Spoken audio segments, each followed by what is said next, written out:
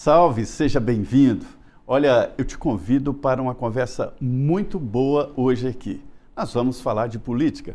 Você sabe que a política mexe com a sua vida, a casa que você mora, a educação do seu filho e a projeção de futuro, né?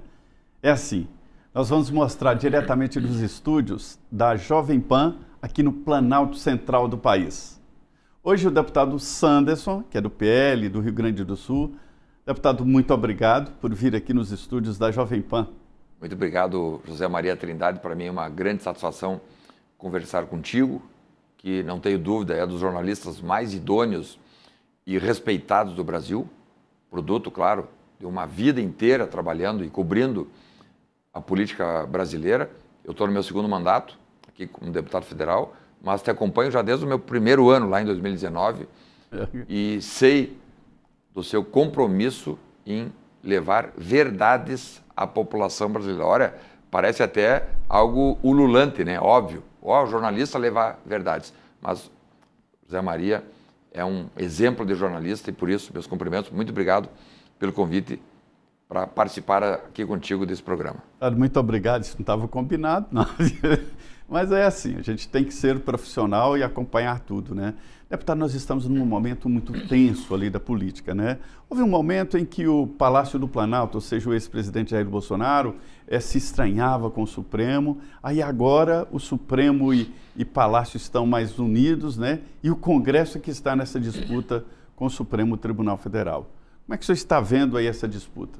Pois é, numa república deve haver, é necessário o equilíbrio entre as forças, a harmonia entre os poderes, mesmo respeitando a independência de cada um dos poderes, mas tem que ter uma harmonia, né? O poder legislativo legislando e fiscalizando o poder executivo e também o poder judiciário, o judiciário preocupando-se em julgar e fazer a dirimência das problemáticas do país, e o Poder Executivo executando obras, levando adiante projetos de interesse da população, melhorando a segurança pública, melhorando e aprimorando o sistema de saúde no Brasil, melhorando e se preocupando com os números da educação. Então, é assim que deve funcionar uma república democrática. O Brasil já não de agora, há muito tempo, vem naquilo que eu classifico de bagunça institucional. Promiscuidade dentro do estamento público, de modo que nós, hoje no Congresso Nacional, temos nitidamente uma parceria entre executivo e o judiciário, um binômio judiciário e executivo para enfrentar o parlamento. Isso não está certo. Independente de questões ideológicas e de questões políticas, nós não podemos aceitar esse tipo de estratégia.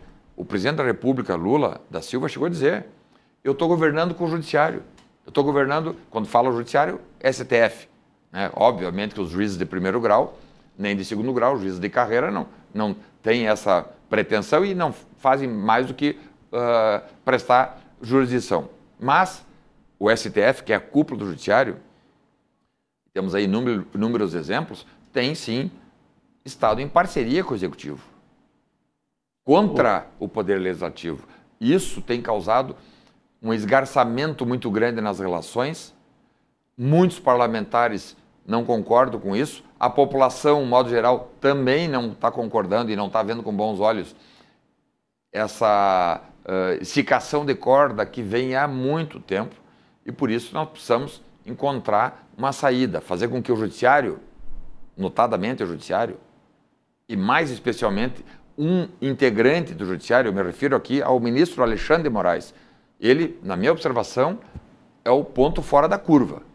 Seria, né, entre aspas, um mau elemento dentro da Suprema Corte, porque puxa de maneira não republicana ações que deveriam serem levadas pelo plenário do STF e não por ele. Ele, por exemplo, como é que ele, apaixonado como está nessa questão do julgamento do Bolsonaro, sendo ele vítima, inclusive, como é que ele está participando do julgamento? Ele é impedido, ele é suspeito, ele não pode participar. Mas, assim, deputado, todas as ações do ministro Alexandre de Moraes foram confirmadas ou pelo plenário principal do Supremo ou pela primeira turma.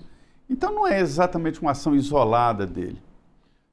Me parece que ele capitaneia essas ações e os demais ministros, com raras exceções, uma exceção agora é o ministro Fux, né, que no julgamento de Bolsonaro, que começa agora dia 2 de setembro, deve discordar dos termos do relatório desse ministro Alexandre de Moraes. Mas tudo indica que ele vai ser pela condenação. Ele eu, discorda sinceramente, em alguns pontos, conhecendo um pouquinho... na dosimetria e tal, que ele deve discordar. Olha, conhecendo um pouquinho da vida acadêmica e doutrinária do ministro Fux, eu imagino que ele vai votar pela rejeição da denúncia do PGR. O senhor está pessimista com relação ao resultado desse julgamento? Todos nós sabemos que Bolsonaro, que Braga Neto, que Anderson Torres, que General Heleno estão condenados. Independente de haver prova ou não, eles já estão condenados. Porque a condenação, ela já foi externada inúmeras vezes por esse ministro Alexandre de Moraes, que inclusive, além de não poder participar tecnicamente desse julgamento, porque é impedido, é suspeito, ele, ontem vi uma manifestação dele, né, numa palestra, falando e referindo-se, fazendo juízo de valor sobre o processo que ele está relatando. O relator nesse processo é peça fundamental, não é só o voto dele. Se ele não fosse o relator, fosse apenas um integrante que votaria, já não poderia participar. Imagine sendo o relator. É uma mudança grande. Antes os juízes não falavam muito sobre matéria em julgamento, né? Mas nós estamos agora diante de novos debates, inclusive sobre o posicionamento do Supremo Tribunal Federal, regras, né? E a democracia é assim, ela gira, né? Um assunto que chega no Supremo, depois da decisão do Supremo, volta ao Congresso, porque não há poder moderador no Brasil. Entre os debates está o aumento das prerrogativas parlamentares. O senhor apoia essas mudanças?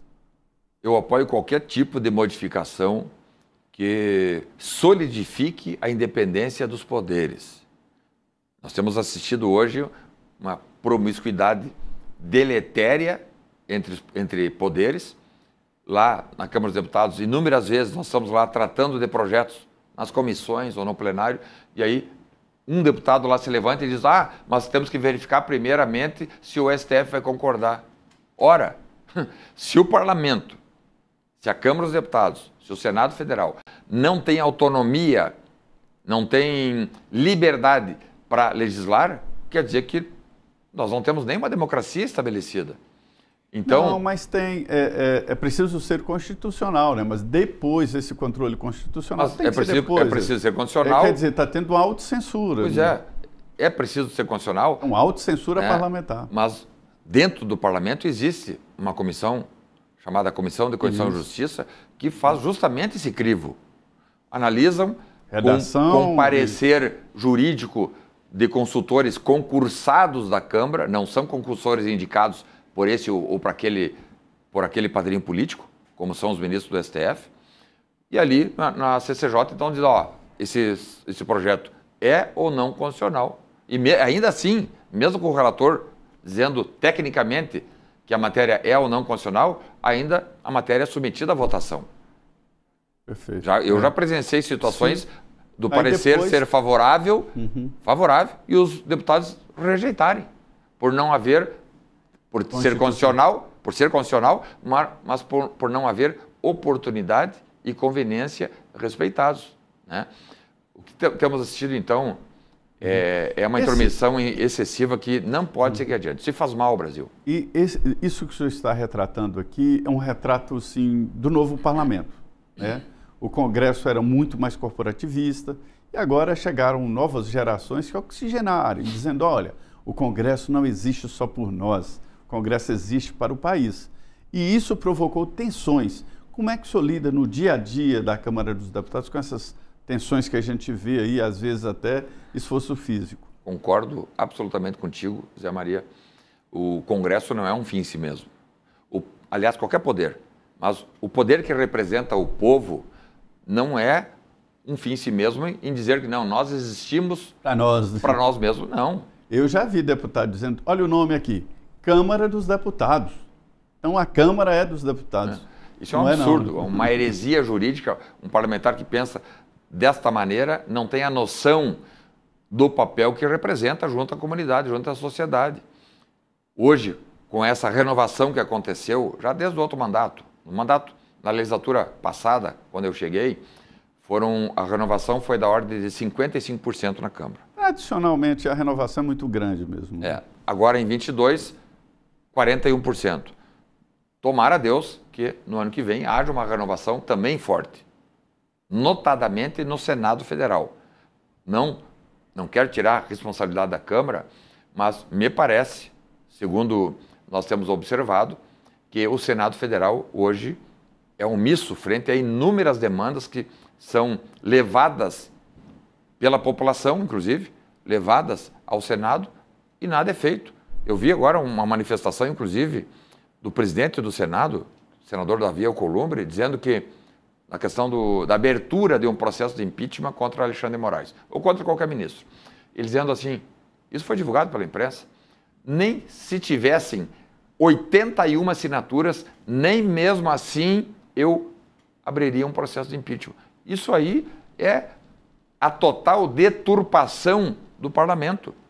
Ele não tem esse poder de dizer que ele é o dono do Senado. Ele pode ser o presidente da casa, enfim, ele dirige os trabalhos, mas ele não pode fechar os olhos frente a uma demanda. E vejam, não é para a cassação de um ministro do STF, é para a abertura de um processo que vai ensejar defesa, contraditório, ampla defesa, plena defesa. O ministro, por exemplo, iria ao Senado e dizer, não, as minhas decisões são tomadas com base nesse e naquele artigo da Constituição, está aqui a minha justificativa, e o Senado avaliaria. Agora ele diz assim, não abro hipótese alguma. Ele não pode fazer isso. Isso é abuso de autoridade. Isso que o deputado Sandro está falando é muito sério, porque não existe um superdeputado ou um super senador diferente. O presidente da Câmara e Senado são ordenadores, ordenadores de pauta e de trabalhos. A autoridade maior da Câmara e Senado é o plenário. A segunda maior autoridade é a mesa diretora. A terceira é a Comissão de Constituição e Justiça. Só a quarta autoridade, que seria o presidente, o ordenador dos trabalhos. Mas o presidente da Câmara ganhou um poder absurdo. E o presidente do Senado. O presidente da Câmara, por exemplo, depende dele a abertura de um processo de impeachment contra um presidente da República. Se o presidente da Câmara não quiser, mesmo que tenha acontecido absurdos, o processo não é aberto. Mas isso está tudo errado, né, Zé Maria? Tu tem essa visão porque muita experiência, né? Sei que tu cobriu até a Constituinte, né? Conhece direito, conhece o jornalismo, mas, infelizmente, muitos nunca leram a Constituição. Eu convivo ali, já no meu segundo mandato, com vários deputados e alguns senadores. E eu posso dizer, a maioria nunca abriu uma Constituição. Nunca leu uma linha da Constituição. Voltando aqui ao Senado, o senhor defende que pelo menos abra e que cada um no plenário defina ali no seu voto. Exato, né? O presidente da Câmara e do Senado tem superpoderes porque o plenário da Câmara e do Senado se omitem. Porque nós podíamos muito bem nos reunir e dizer, não, o senhor organiza a pauta, mas todos os projetos têm que ser pautados. Mas eu fui presidente da Comissão de Segurança Pública. Foi o Supremo que deu esse poder a eles, viu? Isso já passou pelo Supremo. Eu fui presidente da Comissão de Segurança Pública em 2023, né, com bastante satisfação e muita responsabilidade. E a Comissão de Segurança Pública, iniciando uma nova legislatura, tinha milhares de projetos, de todo tipo. Projetos apresentados por deputados de direita, de centro, de esquerda, todo tipo de projeto relacionados à segurança pública. O que eu fiz? Todos os projetos foram à pauta e foram submetidos à votação. Ah, mas o projeto é ruim. Não interessa. É o plenário da Comissão de Segurança Pública que vai decidir. E é isso que eu esperava do presidente da Câmara, Hugo Motta. E ele não tem essa percepção de que ele não é o dono da Câmara, ele apenas dirige os trabalhos. O que ele teria que fazer? Todos os projetos que tenham relevância social ou que tenham um apelo do parlamento teriam que ser levados à votação. Nós apresentamos um projeto de anistia, conseguimos 265 assinaturas para que o projeto de anistia fosse levado à votação sob regime de urgência. O que ele fez? Nada, não vou fazer. Se a maioria decidiu que o projeto tem que ser deliberado, ser deliberado não quer dizer aprovado.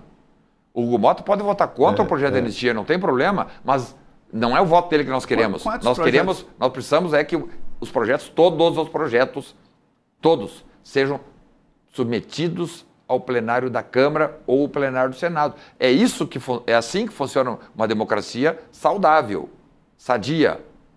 A nossa democracia, por isso posso aqui asseverar, a nossa democracia não é uma democracia rígida, saudável, porque há manipulação daquilo que vai ser discutido.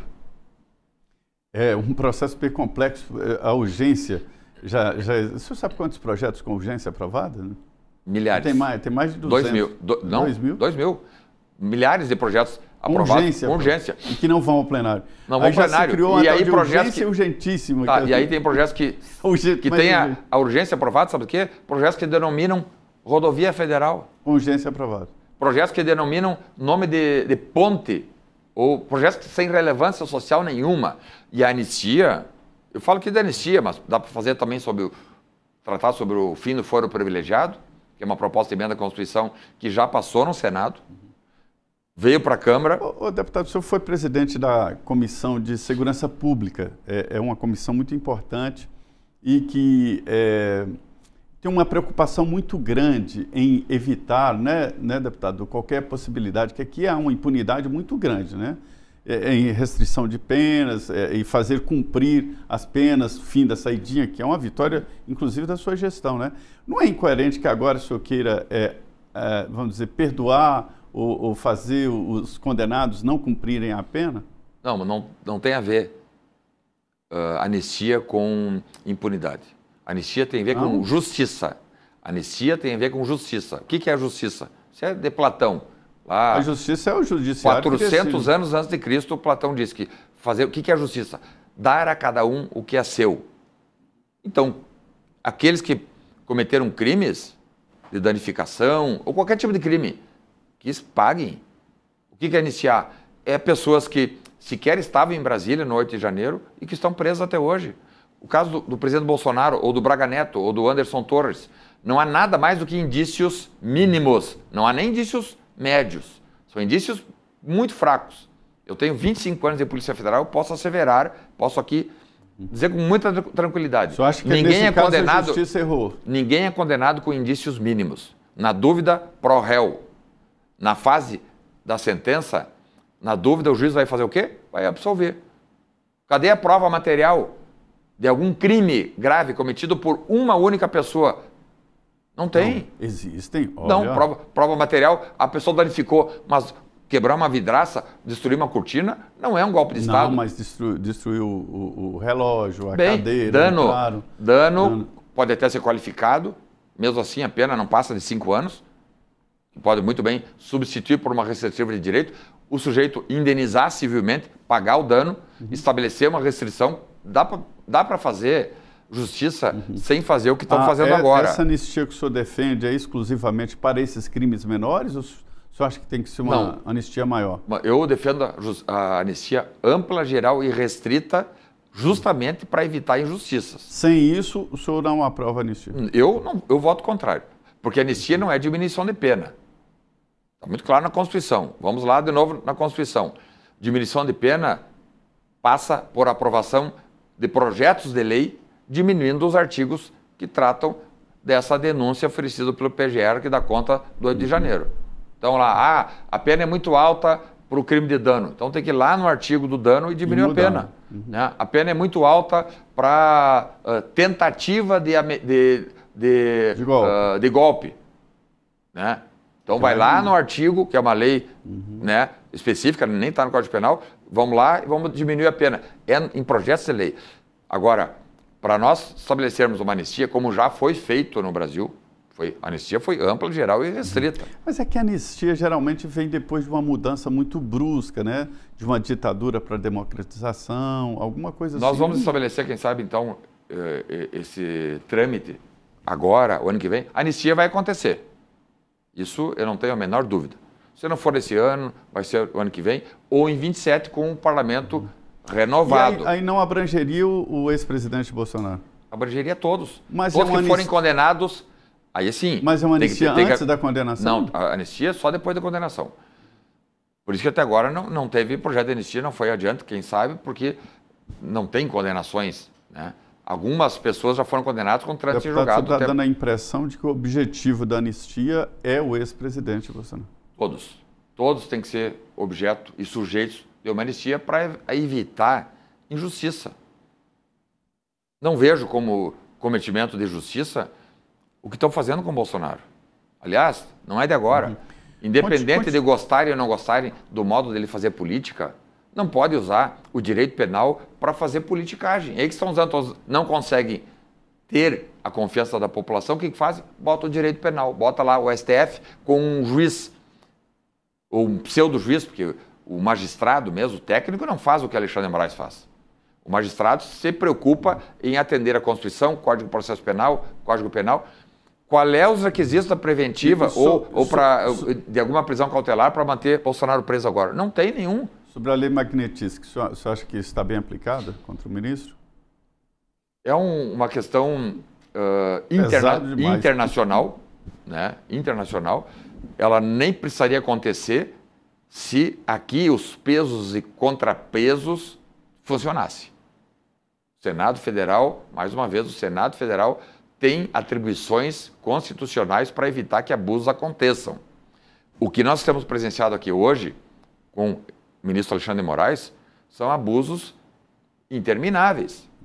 Nós temos informação até que os demais ministros do STF já estão se sentindo desconfortáveis porque não conseguem sair à rua, às ruas. Isso parece, né? Também. Deputado, o senhor é policial federal licenciado, né? E lidou muito com fronteiras. Estiveram aqui parlamentares de Rondônia que nos relatam assim, situações muito complexas lá de imigrantes, né? Os venezuelanos que estão entrando e autodeclaratório, ele simplesmente chega lá na fronteira e diz: meu nome é tal, e pronto, e entra e ganha CPF e entra pelo Brasil. Eu estou entendendo que as fronteiras brasileiras não estão bem guardadas. É assim? Essa é a realidade. Infelizmente, a Polícia Federal tem um efetivo pequeno, a PRF, que ajuda, também tem efetivo pequeno. Uma fronteira seca muito grande. Muito grande. O Brasil é um continente, né? Se pegar ali, vindo lá do meu estado, do Rio Grande do Sul, nós temos fronteira seca com o Uruguai, não tem nenhum delimitador. Campo que entra do Uruguai para dentro do Brasil. Depois a fronteira entre Rio Grande do Sul e Argentina, dividido pelo Rio Uruguai. Santa Catarina, também fronteira dividida por um rio entre a Argentina. Paraná, fronteira com a Argentina e com o Paraguai. E assim vai Brasil afora, sem nenhuma guarnição. Por exemplo, vai na Argentina, tenta ingressar na Argentina, por alguma maneira, por alguma fronteira, não consegue, porque eles têm um serviço de policiamento de fronteira muito forte e muito tradicional. As nossas fronteiras no Brasil hoje estão abandonadas, totalmente abandonadas. Olha, eu conheço essa matéria, tenho recebido reclamações, inclusive, de policiais federais, assim, as fronteiras do Brasil estão abandonadas à própria sorte, a população está à própria sorte, porque entrando drogas, cocaína, e do Paraguai maconha, armas, tráfico de seres humanos acontecendo, tráfico de mineral. Olha, nós temos registro de contrabando de ouro, roubo de ouro, né? O ouro é um mineral muito valoroso, de muito valor. E ouro saindo, seja pela fronteira seca, ou seja lá pelo norte, né? Por Amapá, por aviões e por navios. Né? Ali sai em Macapá, por exemplo, rio Oiapoque, anda 100 quilômetros, está no mar. As embarcações carregadas de ouro, de todo tipo de riquezas do território brasileiro, entram nessas embarcações pequenas, vão até o mar e lá essa mercadoria, enfim, é transportada ou trasladada para dentro dos navios grandes que vão para o mundo, sem uma única parada. Não tem fiscalização. E essa fiscalização depende de quê? Vontade política do governo federal. Estão muito preocupados em prender velhinhos, muito preocupados em um golpe de Estado e tal, e eles estão aí 3 anos, porque havia projetos, eu participei, havia projetos em concurso com as polícias militares dos estados, com as polícias civis dos estados, a PF e a PRF tinham programas constantes de vigia nas nossas fronteiras. Isso tudo acabou. Deputado, o senhor deve ser o relator da PEC da Segurança Pública, né? O senhor vai ser o relator. Eu sou um dos voluntários, não, um dos voluntários, né? Eu devo ser membro titular e o presidente da comissão não foi indicado ainda. Outros parlamentares estão também buscando a relatoria. E o nosso objetivo é fazer o quê? Com que a população brasileira lá na ponta receba mais segurança pública. Hoje a população não tem segurança pública. Essa emenda será aprovada, modificada e aprovada. Ela chegou muito ruim do Palácio do Planalto. Ela chegou com um texto... Mas deve ser aprovada? Pode ser aprovada? Não sei, vamos ter que analisar, ver qual é a posição dos deputados governistas. O deputado está precisando de mudar, porque a situação não está boa, não, né? O crime organizado está dominando. Nós precisamos prestigiar as forças policiais, criar ferramentas de união e de integração entre a União e os estados. Não centralização, não integração. Não, ao contrário. Por isso que eu digo, o texto chegou muito ruim do Planalto, porque havia ali uma tentativa de concentrar poder em Brasília, centralizar poder em Brasília. Isso é ruim. Imagina o secretário de Segurança Pública lá do estado do Mato Grosso não poder fazer a gestão de segurança pública, deixar tudo nas mãos do ministro da Justiça. Isso é muito ruim. E há um debate lá sobre a municipalização. Eu sou favorável à municipalização. Aliás, o Brasil é dos poucos países do mundo em que o serviço de segurança pública não é municipalizado, porque nós temos a saúde municipalizada. Os 3 serviços públicos quais são? Segurança, educação e saúde. A saúde é municipalizada. A saúde é tripartite. SUS, né? A educação também é tripartite. A educação é município, estado e União. Só a segurança pública que o município não participa. Isso é um erro.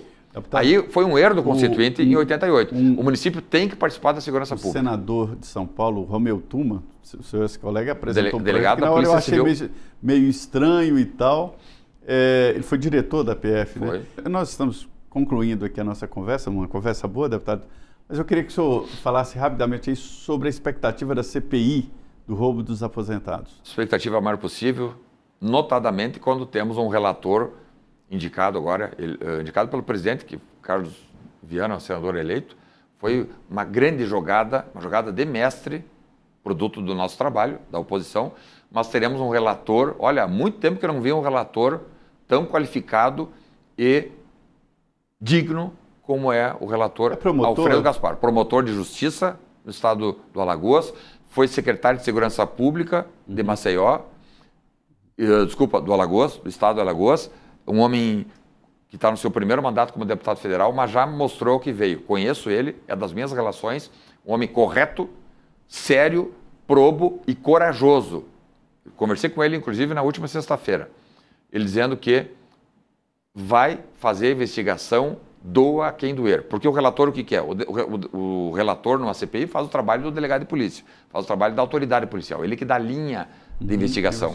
Então eles dizem, vou investigar tudo, doa quem doer. Independente de questões ideológicas, eu vou fazer com que essa CPMI não vire em pizza e lá na ponta nós possamos entregar um resultado positivo para a sociedade. Porque não dá para esperar que um roubo de 10, 15, 20 bilhões de reais feito contra os aposentados fique imune de responsabilização. E ninguém faz. Esse tipo de crime não é feito por um funcionário público. Tem participação de peixe grande, tem participação de gente de primeiro escalão, porque não é 1 milhão. Não estou falando de 2 milhões, estou falando de bilhões. Para desviar bilhões de reais, tem que ter a participação, a omissão e, eu diria até, a contribuição de primeiro escalão. Sem isso, não teria como acontecer uma fraude bilionária como aconteceu. É verdade. Por aqui tem uma escala. Roubar 6 bilhões aqui tem que ter a participação do primeiro escalão, inclusive da política ali, deputados e senadores. Isso tudo será investigado na CPI. Queria agradecer muito aqui o deputado Ubiratã Sanderson, do Rio Grande do Sul, muito citado como candidato ao Senado lá do Rio Grande do Sul, Muito obrigado, deputado, e obrigado a você que nos acompanhou aqui nesse ponto final bom, mostrando as entranhas da política.